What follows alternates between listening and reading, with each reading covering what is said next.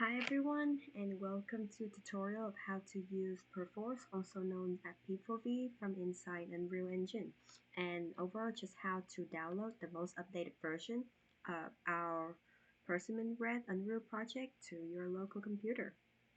So let's get started. So let's start with how to download P4V. So if you are using the school computer, if you search P4V, in the search tab, it should appear right away. But if you're using it on your personal computer, then I would suggest you have to download it because this is a plugin. It's not come with Unreal Engine automatically. So if you just search for P4V and click the first link available and just pick the right information and hit download and just go through the whole application. That should be perfect. And somewhere within the application itself, it's gonna ask, like during the application process, it's gonna ask for your server login information and username. So here is the information that you need to put in. To find this tab, you need to go to the access list inside the important link in the Discord channel. So let's go to this. And then in the very bottom, you find P4V logins. It's gonna ask for the server name, so we all gonna share the same server name, and this is the SCAT open server from the Savannah campus.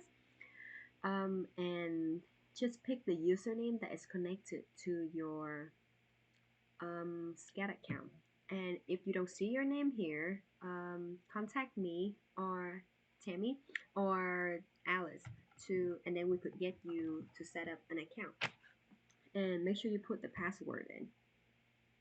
So the first time that you are opening P4V, it should look like this. I already logged into mine. For some reason, it doesn't let me log out, so I'm just gonna use this video. And also, if you want to learn more about like P4V overall, like if this tutorial doesn't cover everything, you can also go into the important link in the Discord channel to find the link to the whole playlist. This is made by the Perforce official channel, and it's go through everything that you need to know about working with Perforce. So, and I also have the link to it here. If you just click to it, it takes you there too. But anyway, this is what it's gonna look like when you're opening it. And then you have to put in your information, so that's the server name, and then you have to put in your username. And the first time that you open it, okay, it's gonna have a dialog that asks you to trust that connection. It doesn't have it here too, but just hit yes, which you should only be asked the first time, or if you're using the school computer, it should ask every single time. But just hit yes, and then it should take you directly to the Perforce application, which should look something like this, like this. And if it's asked update whatever, just say yes.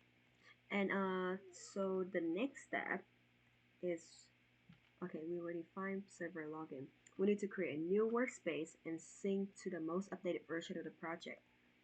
So to make a new workspace, go to view workspace, and there's currently no workspace available. And this is important because every individual computer is a new workspace, no matter you're sharing the same username across different computer. So to make a new workspace, right click, hit new workspace, and here's it. I usually like to change, so the conventions, usually your username, your computer name, and then the project name. And it's usually just give you the random number for a project name. But I usually like to change the last part into the name of this project, just for the sake of making sure everyone is doing the right thing. And then you have to browse to the workspace root. So the workspace root would be where Perforce choose to sync the project to your local computer. So if you're using the school computer, I would suggest go to the D drive and make a folder with your name and sync it there. I'm on my personal computer, So I do have a folder for it. I'm gonna pick here. I have a folder in document, and that's how you create a new workspace. And then if multiple users are accessing the server at the same time, you're gonna see all of the workspace line up here. And next, to get the most updated version of your project, you need to go to the depot tab. I don't know how to explain a depot. It's like a folder inside a server. And usually each depot holds a project. So the Savannah campus create this depot for our personal grad project. Um, Click to the first folder inside the depot. The folder has the symbol like this, and the depot has a symbol like this. Click to the first folder and hit. Usually, I would hit refresh just to make sure you get the most latest version, and then hit get latest, and it will start downloading everything down.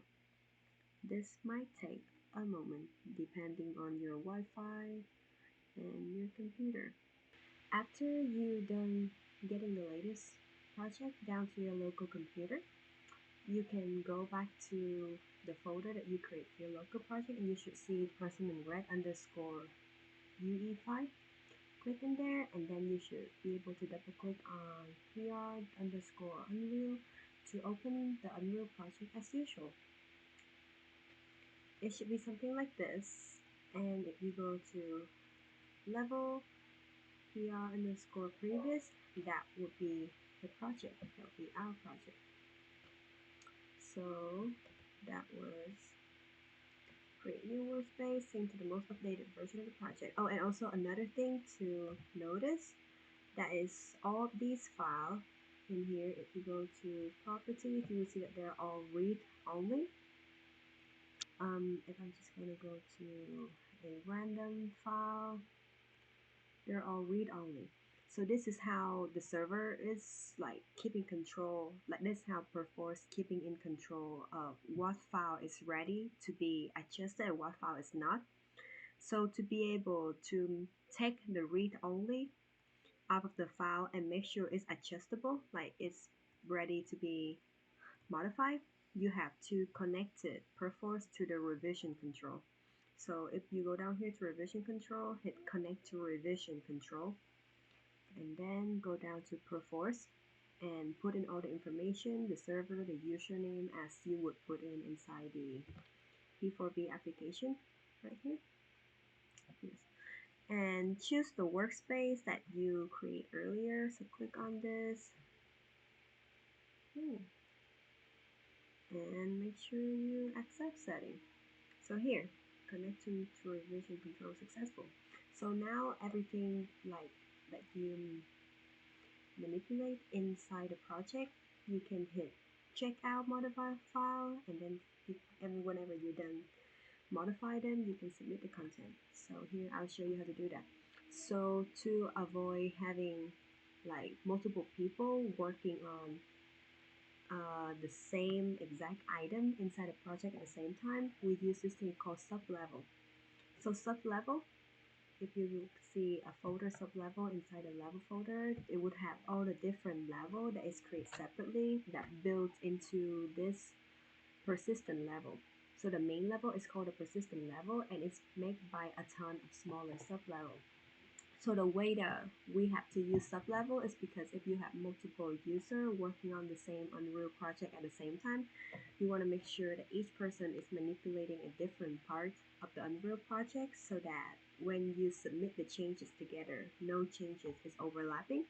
So to access the sub-level, you have to go to Window, Levels, and usually it would pops out randomly like this.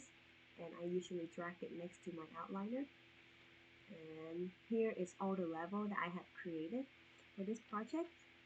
So every time that you want to do something that is new, that is not included in this level before, you might want to create a new level by going to level, create new, and then empty level, create, and then it's going to make you save the new level into the sub level. And I would say the naming convention would be L under like stand for level underscore the category of the level. So either it's environment, or it's going to be lighting, or it's going to be for effects. For effects, you would go with Niagara. I have created one for the Niagara effects here. And the rest would be either the shot number or the name of the portion of the environment. So every time, so it's worked like that. And now, for example, if I want to manipulate the environment building setup, they all have text read only next to them. So if I try to double click on them, I can't open them. So that means that I have to unlock here. I hit to unlock the layer and then double clicks, and now I enter the layer so you can see it here. But so now we know for sure that if two person are working on the same project, just make sure that you're working on different sub layers so that when you're submitting everything you're working to the server again, the things that you work on won't be overlapping with each other. So to make sure that you have to check out the sub level that you're working on, or check out anything that you're touching on while you're working on.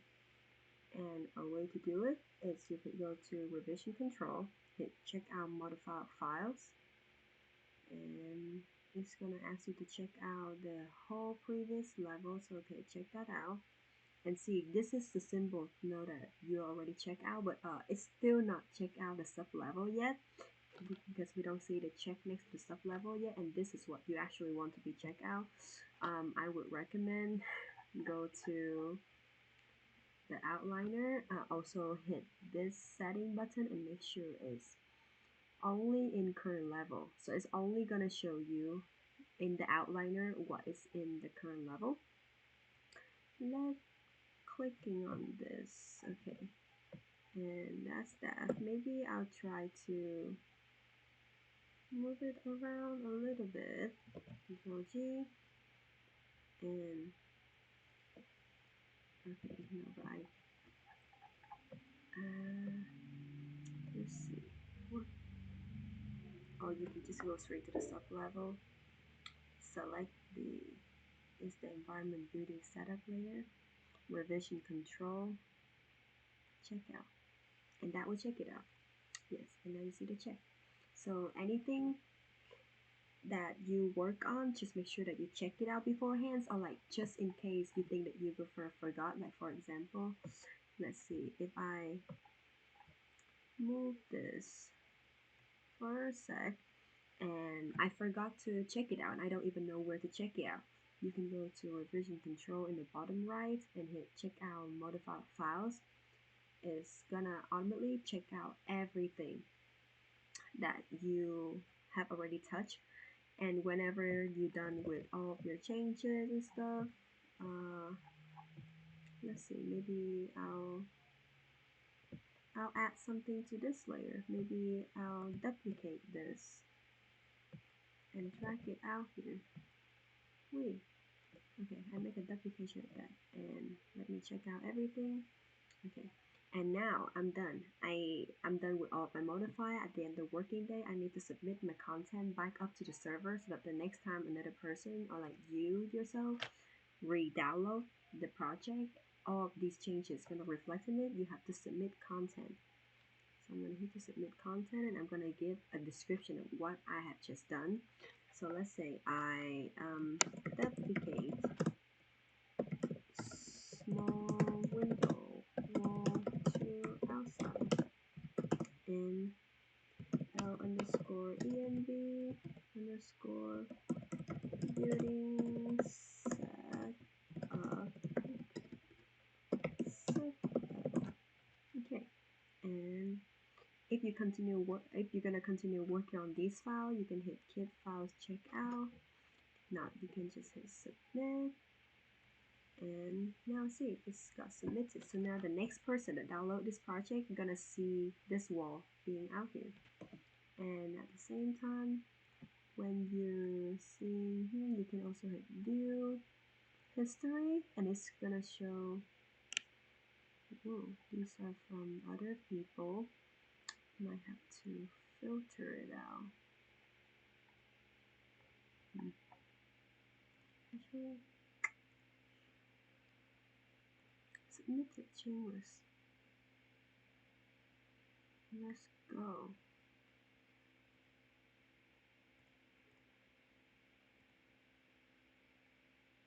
Mm.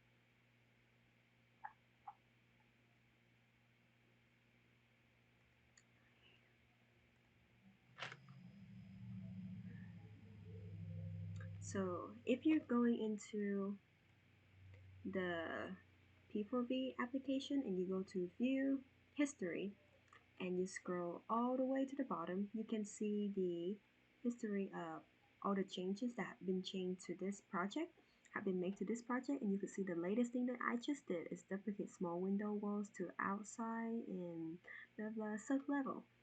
And I'm pretty sure, oh yeah, they're just gonna bring up like all the thing. And if you duplicate on it, like if you double click on it, you could see what has been like changes, like the file that has been changes.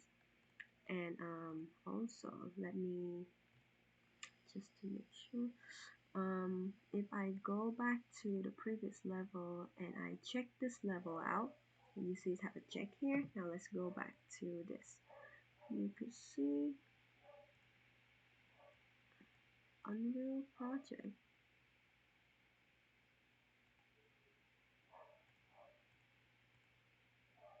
Oh,